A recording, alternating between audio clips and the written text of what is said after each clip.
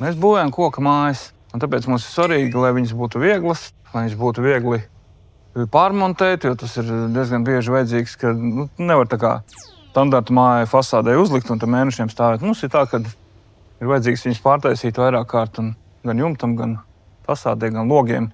Tāpēc svarīgi, ka viņas ir vieglas un alumīnija. Šis ir tas optimālais variants.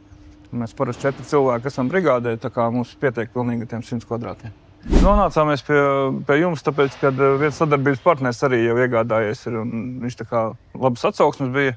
Tad mēs izlēmām, ka mums arī vajadzētu iegādāties. Un jūs ņemat tieši uz piekabes, jo? Vieglāk transportēt pašiem. Nav jāmaksā attiecīgi transporta izdevumi nav lieki. Mēs braucam uz objektu, mēs varam paņemt līdzi, jo tās ir tā kā mūsu. Mums nav jāmaksā noma. Tā kā finālā tas viss sanāk, es domāju, ka krietni izdevīgāk nekā īrēt. Mums ir 2 brigādes, iespējams, kad varbūt, kad kādreiz būs arī 3, tad noteikti vajadzēs arī 3. komplektu.